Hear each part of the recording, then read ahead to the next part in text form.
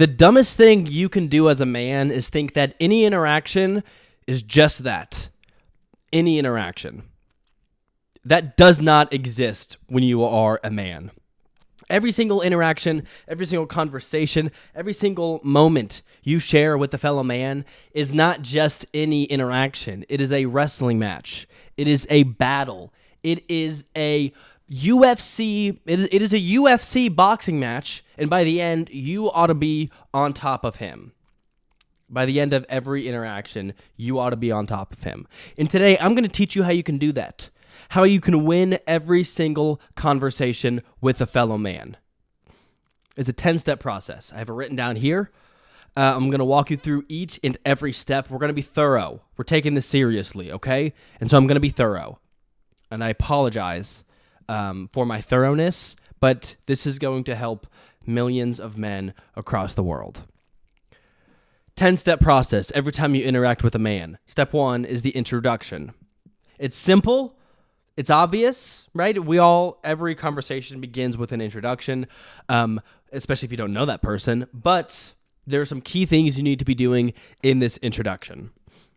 Step 1, you do not speak first. What are you, desperate? What are you, desperate for another man's attention? No, you don't need anything from any fellow man. You only speak when spoken to. You don't need their attention. But if they want something from you, if they are desperate to have a conversation with you, you allow it because you're a gentleman. You do not speak first. People often talk about the firm handshake. That is great. I love the firm handshake. But if you can find a way within that handshake, within that fist bump, to screw it up, but in a way that it makes them look like they messed something up. So, for example, when you go in for the handshake, definitely recommend you being the one to grab. This is them. This is you. I want you to grab them here. Grab them here and be firm. And be firm. Because you're the man and they're the little boy who doesn't know how to shake your hand. Right? That is how the situation should be. In kind of like the context of this interaction. Okay, introduction. That's simple, man. Don't reveal too much information about yourself either, right? If to say, "Oh, nice to meet you," you could say, "Nice to meet you." My name is Peyton. Don't reveal any information because remember, any information that you reveal to them can be turned and used against you. Plus, you're already giving them plenty of information with your introduction because you're shaking their hand. You're giving them your name, but more than that, they are now undressing you with their eyes. They are looking you up and down, right? There's a lot of information they're taking in already. Okay, he's got hazel eyes. He's got a receding hairline. He's not very tall. He's got a bit of a gut. His calves look nice. You know, there's all these different features about you that this person is going to be taking in. So you don't want to give too much information away verbally because you're already giving away a ton of information physically and visually. Step number 2, tit for tit. Not tit for tat, tit for tit. What does this mean? Well, this is going to be different for each and every one of you watching this video. For me, I'm 5'9". 5'10", actually. I was measured like a year ago with no shoes on, and they said I was 5'10". So I need to stop saying I'm 5'9" because it's not true. I am 5'10". But as a 5'10" man, of course, I'm under that 6 foot barrier for what it takes to actually be a man, right? So I'm at a bit of a disadvantage, but that doesn't faze me. Because ultimately, there are other physical features that you have over another man, and it is important to identify them. One of my best features is my chest. It's my pecs. And so oftentimes I'm looking at a fellow man, I'm looking at his chest. Is his chest well developed? Does he work it out? Is it flat? Right? Those are the kind of things I'm looking for. I am looking for nipple height, because if my nipples are higher up than the person who's taller than me, then that just means they have a big forehead or a long neck. Because if my nipples are higher than you, but you're like the top of your head's a little taller, then that's just kind of embarrassing. It sounds like you have a long face or a long neck. So really, you're not taller than me. You're just deformed. Okay? Does this make sense? So again, what are your shining features? And then as you think of your shining features, I want you to place them on the other person, look at their similar features, and see what advantages you have. Again, you are looking for advantages. You are scouting this person out. You are trying to take in information. Really, this is happening alongside step 1. Okay, step number 3, small talk. Defensive small talk is what this phase is called. Defensive small talk. You want to be polite. You want to be normal. You want to keep the conversation flowing, but you do not reveal any information about yourself. You're being very defensive. You have a wall. Every person you interact with, you should have a wall in front of. Okay, you do not want to be emotional. You don't want to be honest. You don't want to be vulnerable with any person you interact with any fellow man you interact with. This video is for men in relation to fellow men, but anyone can watch my videos. My videos are meant to be a safe space, and I think this could also be helpful for other people to kind of understand how we men think.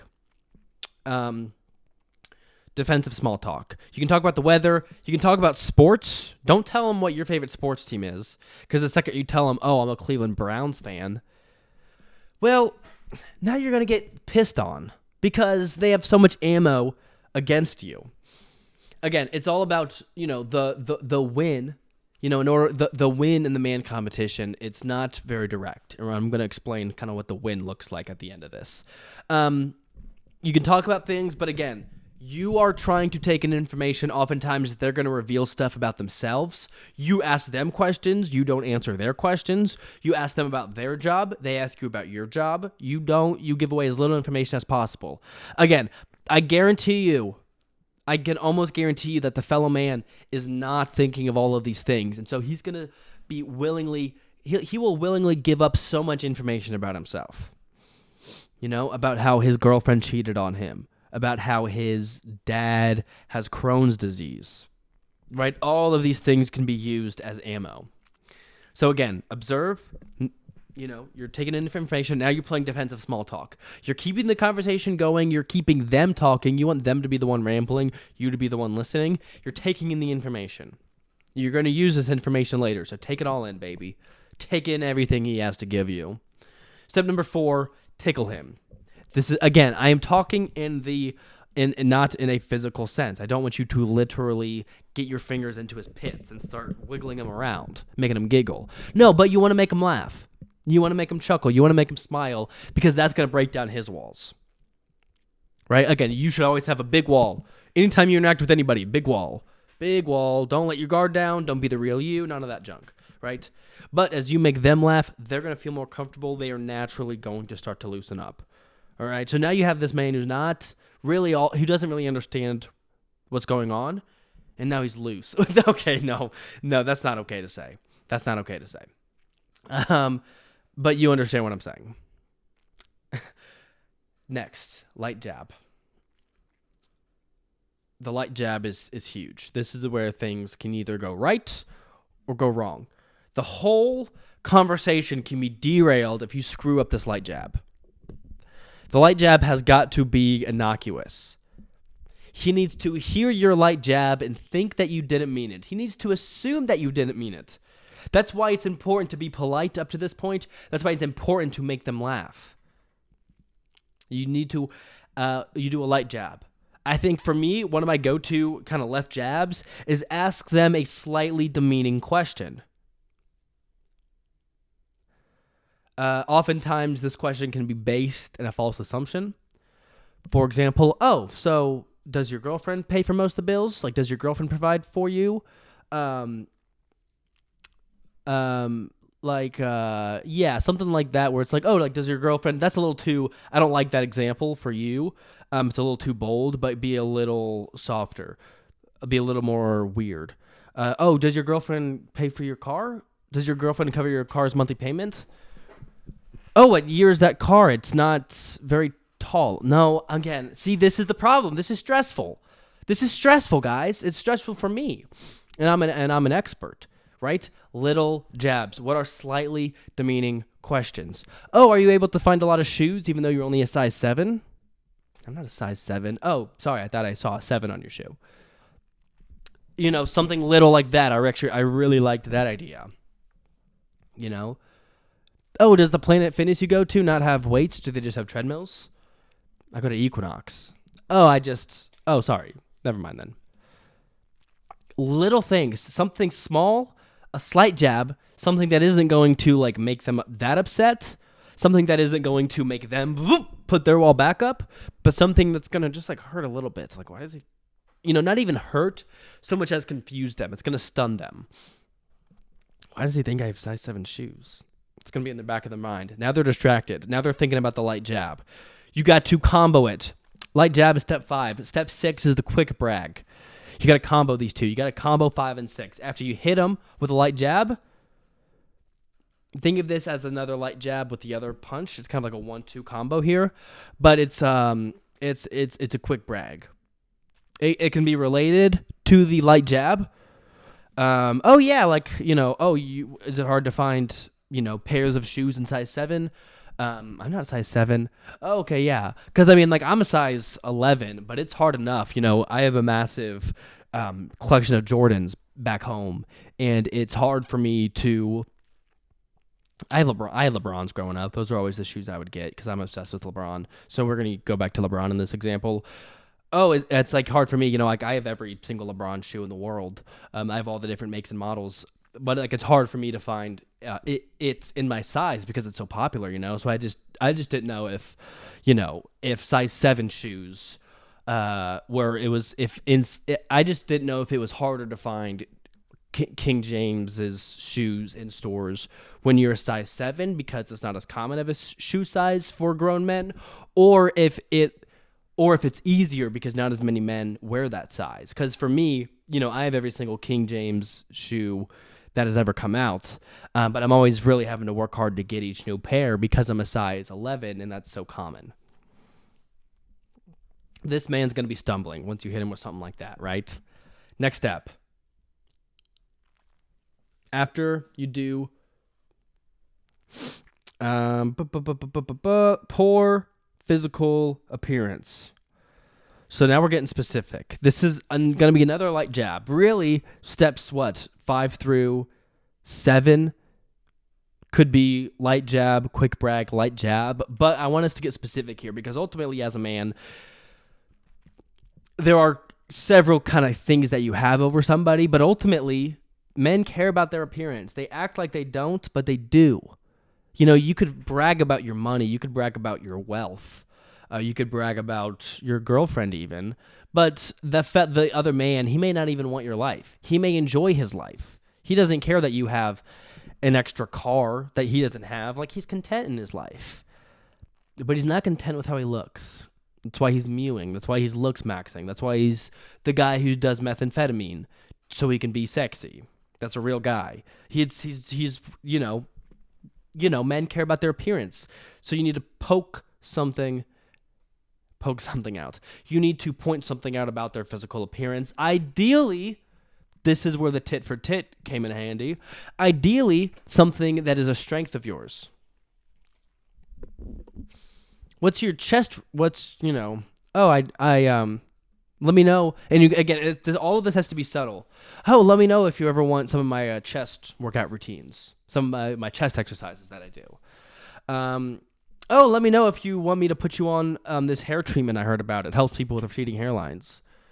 Oh, let me know if you want, I have a couple of good calf workouts I do quite often. Let me know if you want me to give them to you. Say one of these things. You need to, again, it is an art form. To win the man competition, it is not about blunt force. It is art. It is skillful. You are a technician. You are trying to defuse a bomb.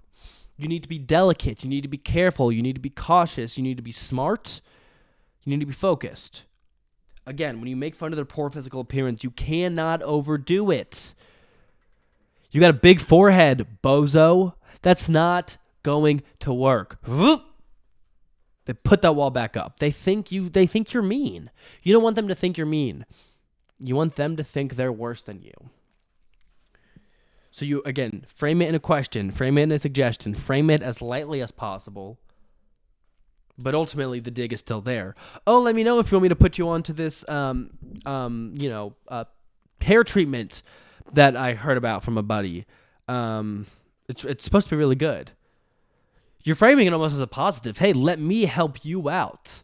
But in that, you are pointing out a weakness in their appearance, which is likely an insecurity for them. And so now, while they're going to think you're a good guy, they're now going to be thinking about their insecurity.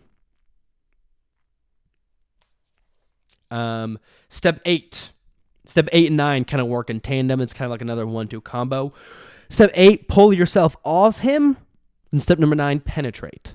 So what does this mean? Step number 8, pull yourself off him. You need to back up for a minute. Because you've hit him now with light jab, quick brag, and then basically another light jab, but one that specifically is targeting his appearance. And so he's now has several things on his mind. You want those things to simmer. Pull yourself off him. Again, this is kind of what we were talking about earlier about being defensive. You hit him with you hit him with a unrelated question about work. You ask about work or just something boring about their lives. Because what you need them to do, you don't want to give them time to think through everything that's going on in their brain.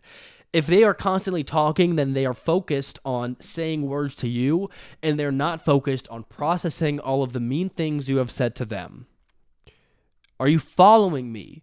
I need you to follow along, man. They need to keep on talking. Hit them with questions. Where did you go to high school? What was your favorite class in college? Were you in a frat in college? Don't ask him what his favorite class was in college. That's stupid. Did you play any sports in college? Did you play any sports in high school? Did you play college ball? If you know they played college ball, do not ask if they played college ball or any college athletics. Because now you have immediately lost the advantage. Unless you played a higher level of athletics than they did, do not bring it up. Do not bring it up. You will shoot yourself in the tit, is basically what's going to happen. So lock in with me. Ask them boring questions about work, about their life, about their family. Things they don't really care about, but they will continue to answer. Now they don't have time to process the fact that you thought they had size 7 shoes, the fact that you have every single pair of the King James shoes. What is LeBron's shoe called? Is it just called? Who cares? You have every single King James in the world, and that their receding hairline exists, and they have tiny calves and tiny chest. They don't have time to process any of this. They're telling you about their childhood pet. That was a dog. But you're asking him questions, you're smiling, you're slowly disarming him. He's still a little confused. He's not quite sure what's going on, but now maybe it's been a minute, 2 minutes, several minutes. Ideally a couple of minutes where you're no longer attacking him. You're just smiling and asking him friendly questions. Then the final step is to penetrate. What do I mean by this? You got to hit him where it hurts, right? You got to, this is your closer. This is the thing that the two of you have been building up to. You've been sitting at this coffee shop for 45 minutes chatting. But now let's take it home, baby. So, what does this look like? To penetrate. You got to hit him where it hurts. His ego. How do you bruise? You have scuffed up his ego a little bit.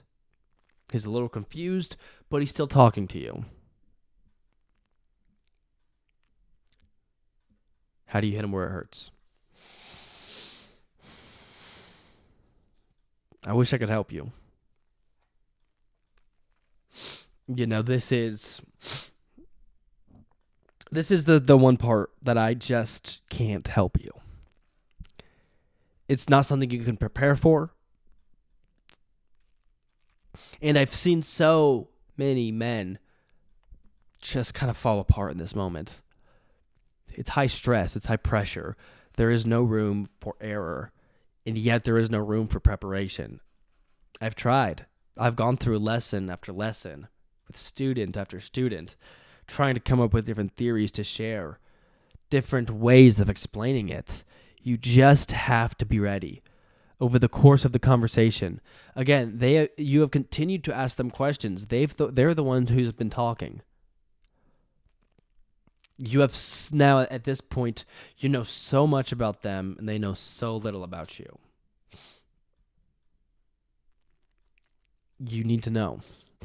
You can only know in the moment what can be said that will hurt them the most. But again, this isn't literally a boxing match. You're not trying to hit them with a knockout punch. You're not trying to KO them. But you are trying to leave a permanent damage on their ego. That is how you win the man competition. Who walks away with the bigger ego? It has to be you.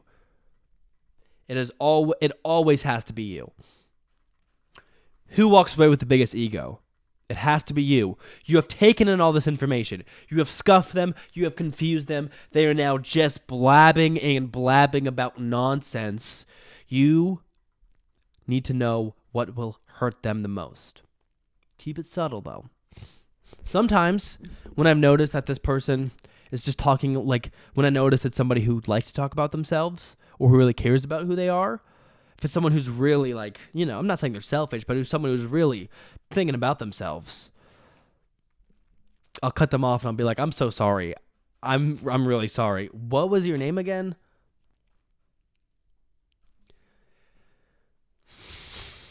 That kind of, that works when it's someone who clearly like cares so much about themselves. When it's somebody who maybe they've spent the whole time talking about their girlfriend. Oh, show me a picture of her. Bam.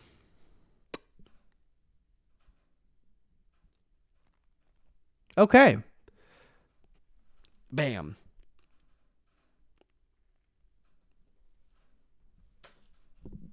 Bam.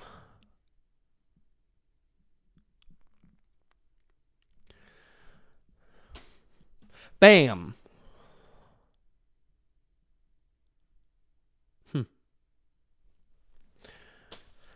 That one kind of implying with my face that they kind of look like each other. I don't know, man. You just need to know in the moment. You've taken in all this information. What do they care most about themselves? How do you, once again, hit them a little harder, a little bit more direct, but you need to have plausible deniability. You need to have plausible deniability, a way out, right? Bro, what's wrong with you? I just showed you a picture of my girl and you just gave me a weird look. Oh, no, sorry, man. My bad. I had something in my eye. My contacts are bothering me. Again, every single diss, you need to have plausible deniability. Because the goal is to walk away. Not only do you want your ego to be bigger than theirs, but you almost want them to not even realize that's what happened. You don't want them to realize that's what happened. You don't want it to be obvious. You don't want it to be the first thing on their mind as they're walking away is like, you don't want them to walk away and be like, he kind of hurt my ego, or like he kind of hurt my feelings. You don't want either of those two things. You want them to walk away from the conversation feeling a little bit weird, feeling a little odd. They're not going to know why. And most men aren't going to spend that much time thinking and processing and understanding their feelings and their actions. So they're just going to feel weird for the rest of the day and then maybe forget about it tomorrow.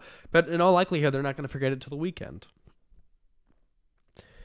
And those who do sit through and process their emotions, they'll be like, they'll just be like, I'm not the man I thought I was. He certainly didn't make me feel like I'm the man I thought I was. So I don't know if that makes any sense. Step number 10 is the outro. Again, hit it then quit it. Get in there, get out of there.